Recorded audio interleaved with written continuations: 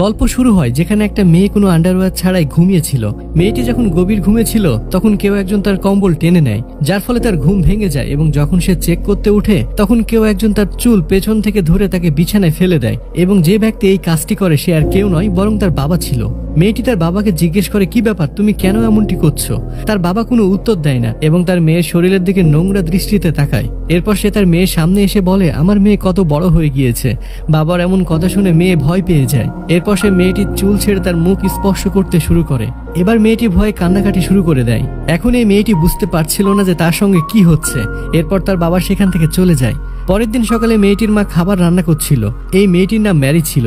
এখানে সে ভাবছিল সে তার মাকে বলবে কিনা কাল রাতে তার সঙ্গে কি ঘটেছে। ঠিক তখনই তার বোন সেখানে নেমে আসে এবং তার ভাই এসে টেবিলে বসে।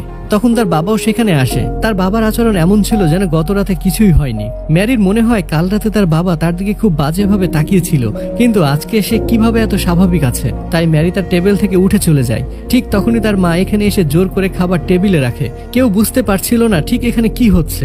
এখানে তার মা খুব অদ্ভুতভাবে খাবার খাচ্ছিল। তার খাবার খাওয়া দেখে এমন মনে হচ্ছিল যেন সে কতদিন ধরে খাবার খায়নি। মায়ের এমন আচরণ দেখে তার বাচ্চারা ভয় পেতে শুরু করে। এরপর তার ছেলে মুখ থেকে খাবার বের করে বলে যে খাবারে খুব লবণ বেশি হয়ে গিয়েছে। তখন তার মা সেই ফেলে দেওয়া খাবার তুলে পাগলের মতো খাবার খেতে শুরু করে। এখন কথা হলো, এই পরিবারের সাথে এত অদ্ভুত ঘটনা কেন ঘটছে?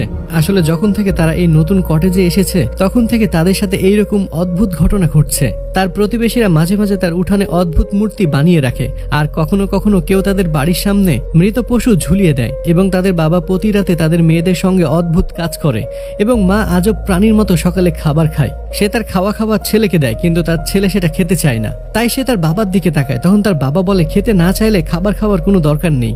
এই কথা শুনে মা রাগী চোখে বাবার দিকে তাকায়। এরপর সে প্লেটগুলো নিচে ফেলে দেয়। এটা দেখে বাচ্চারা খুব ভয় পেয়ে যায় এবং মা তাদের দেখে চিৎকার করতে থাকে। মা তাদের বাচ্চাদের বলে, আমি যা বানাবো তা চুপচাপ খেয়ে নেবে। সে এত জোরে চিৎকার করে যে তার ছেলেরা ভয়ে কাঁদতে শুরু করে। তারা বুঝতে পারছিল না কি ঘটছে, কিন্তু এটি ছিল মাত্র শুরু। ম্যারি বাথরুমে গরম পানিতে গোসল করছিল। এমন সময় কেউ তার কাছে এসে দাঁড়ায়। এরপর যখন সে আয়না পরিষ্কার করে তখন সে ভয় পেয়ে যায়। তার যমজ বোন মজা করে তাকে ভয় দেখায়। এরপর দুই বোনই তাদের ঘরে যায়, যেখানে তার বোন ম্যারিকে বলে তার বাবা প্রতি রাতে তার ঘরে এসে তার সঙ্গে অদ্ভুত কাজ করে। এটা শুনে তার বোন ম্যারি বিশ্বাস করতে পারছিল না যে তার বাবা তার বোনের সাথে এসব কাজ করছে। ঠিক তখনই তার বাবা সেখানে চলে আসে, আর তারা দুই বোন একে অপরের সঙ্গে কথা বলছিল এবং তার বাবা তাদের সেই কথা শুনে ফেলে।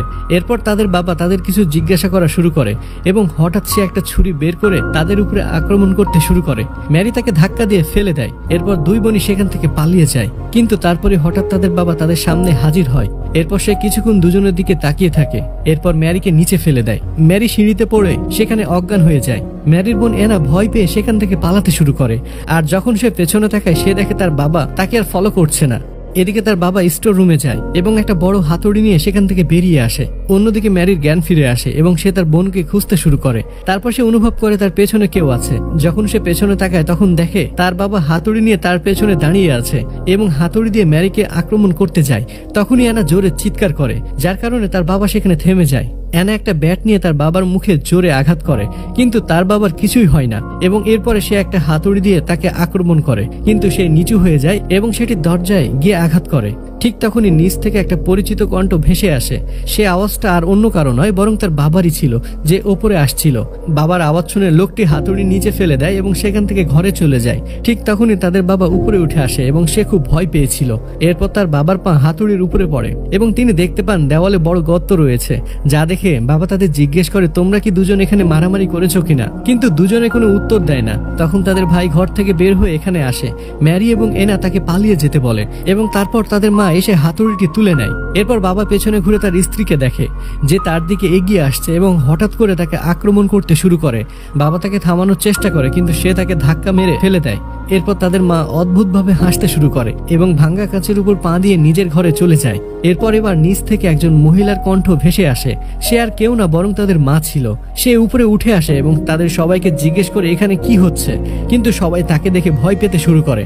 এরপর বাবা ভয় পেয়ে ঘরের দরজা খুলে দেখে, কিন্তু রুমে কেউ নেই, কিন্তু মেঝেতে একটা হাতুড়ি পড়ে থাকতে দেখতে পায়। এরপর মা তার মেয়েদের কাছে জিজ্ঞেস করে কি হয়েছে, কিন্তু অ্যানা এবং মেরি তাদের দেখে ভয় পাচ্ছিল। পরের দিন বাবা তার ভাইকে ফোন দিয়ে ডাকে। তার ভাই ভাই একজন চার্চের ফাদার ছিল। এরপর দেখা যায় ফাদার তাদের বাসায় চলে আসে এবং এমন একটি অদ্ভুত ঘটনার কথা তাদের সবাইকে বলে, কিন্তু তাদের বড় ভাই এই সব কিছুতে বিশ্বাস করে না। এরপর তারা সিদ্ধান্ত নেয় রাতে তারা সবাই একসাথে ঘুমাবে।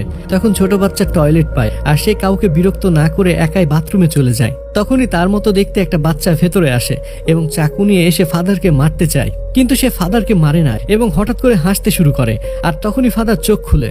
যেহেতু ফাদার একাই এই সব কিছুর সঙ্গে লড়াই করতে পারবে না, তাই সে তার সিনিয়রকে ফোন করে সাহায্য চায়। এরপর সব সিনিয়ররা মিলে আলোচনা করে যে আসলে এই ফ্যামিলির সঙ্গে কি ঘটছে। এরপর তারা সবাই এক্সোরসিজম করার প্ল্যান তৈরি করে। এই ফাদারটি তার কাজে অনেক দক্ষ ছিল। এরপর রাতে ফাদারের টিম তাদের বাসায় আসার জন্য বেরিয়ে পড়ে, কিন্তু হঠাৎ একটা কাক এসে তাদের গাড়ির জানালা ভেঙে দেয়, যার ফলে তাদের অ্যাক্সিডেন্ট হয়ে যায়। অন্যদিকে বাবা তার মেয়ে ম্যারিকে বেডের সঙ্গে বেঁধে দেয়। তখন তার মা এটি করতে তাকে বাধা দেয়, কিন্তু বাবা তাকে বলে এটি একমাত্র রাস্তা সবকিছু ঠিক করার। এরপর দেখা যায় ফাদার খুব বাজে অবস্থায় বাসায় ফিরে আসে এবং বলে সকল ফাদাররা মারা গিয়েছে আর এখন যা করার আমাদেরকেই করতে হবে।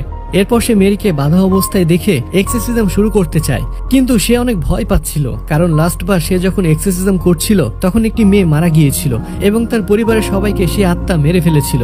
তাই সে এখন আবারও ভয় পাচ্ছিল যে আবারও না তার পরিবারের কোনো ক্ষতি হয়ে যায়। কিন্তু তার ভাই তাকে অনেক রিকোয়েস্ট করে আর বলে যেভাবে হোক তুমি আমার ফ্যামিলিকে বাঁচিয়ে নাও। এটা শোনার পর ফাদার রাজি হয়ে যায় এবং সে ক্যান্ডেল জ্বালিয়ে ম্যারির উপরে হোলি ওয়াটার ছিটিয়ে দেয়। ম্যারি তখন চিল্লাতে শুরু করে এবং সে বুঝতে পারছিল না যে তার সঙ্গে কি হচ্ছে। এরপর ফাদার তার বুকের উপরে একটা ক্রস রেখে দেয় এবং তাকে মারতে শুরু করে। ম্যারি তখন চিল্লাতে শুরু করে এবং বলে তারা কেন তার সঙ্গে এমনটি করছে। তখন ফাদার আবারও তার বাবাকে জিজ্ঞেস করে সে কি এই এক্সোরসিজম করতে চায় কিনা। তখন বাবা ম্যারির পা চেপে ধরে যাতে ম্যারি নড়াচড়া করতে না পারে। এরপর ম্যারি জোরে জোরে চিৎকার করতে শুরু করে এবং ফাদার ম্যারিকে মারতে থাকে। এটা দেখে তার বাবা কান্না করতে শুরু করে। এরপর ফাদার অন্য একটা লাঠি নিয়ে ম্যারিকে মারতে শুরু করে আর ম্যারি ব্যথা সহ্য করতে না পেরে সে অজ্ঞান হয়ে যায়। অন্যদিকে দেখা যায় যেখানে ফাদারের গাড়ি অ্যাক্সিডেন্ট হয়েছিল সেখানে ফায়ার ফাইটাররা এসেছে এবং তাদের সবাইকে উদ্ধার করার চেষ্টা করছে, কিন্তু তখনই গাড়ি ব্লাস্ট হয়ে যায়। আর সেখানে আমরা ম্যারির বাবার ভাই মানে ফাদারকে দেখতে পাই। এর মানে হলো এখন যে ফাদার এক্সোরসিজম করছে সে আসলে তার ভাই না, বরং শয়তান ডিমন ছিল। এদিকে ম্যারির মা মেয়ের কষ্ট দেখে বলতে থাকে এটা কি কোনো এক্সোরসিজম? এমন করলে তো আমার মেয়ে মারা যাবে। হাজবেন্ডকে রিকোয়েস্ট করতে থাকে, কিন্তু তার হাজবেন্ড কোনো কথা না শুনে ফাদারকে রিচুয়াল কন্টিনিউ করতে বলে। এরপর হঠাৎ ম্যারির বাবার কি যেন হয় এবং সে অদ্ভুতভাবে তার স্ত্রীর গলা চেপে ধরে, যা দেখে ফাদার হাসতে শুরু করে। তখন ম্যারির মা একটা বোতল নিয়ে হাজবেন্ডের মাথায় আঘাত করতে শুরু করে, কিন্তু সেও তার স্ত্রীকে দেওয়ালের সঙ্গে ধাক্কা দেয়। আর তখনই সে তার ভাইয়ের দিকে তাকায় আর দেখে তার ভাই অদ্ভুতভাবে হাসছে। এটা দেখে যখনই সে তার ভাইকে আক্রমণ করতে চায় তখনই সে শয়তান ফাদার তাকে মারতে চায়, কিন্তু তখনই আসল ফাদার সেখানে চলে আসে এবং মন্ত্র পড়তে শুরু করে, যার ফলে সেই শয়তান আত্মাটি সেখান থেকে গায়েব হয়ে যায়। এরপর দেখা যায় ম্যারি অনেক জখম হয়ে গিয়েছে এবং সে তার বাবার কাছে গিয়ে বলে তুমি কেন আমার সঙ্গে এমনটি করলে। তখনই ফাদার মেয়েটির সামনে একটা আয়না ধরে, যার ফলে ম্যারির ভেতরে থাকা আত্মা বের হয়ে যায়। এরপর ফাদার সেই আত্মাটিকে তার শরীরে প্রবেশ করায় এবং তার ভাইকে বলে তাকে মেরে ফেলার জন্য, যার ফলে তার ভাই ভাঙ্গা আয়না নিয়ে তার পেটে ঢুকিয়ে দেয়। এর ফলে ফাদার এবং আত্মা সেখানে দুজন মারা যায়। আর এখানে এই মুভিটি শেষ হয়ে যায়।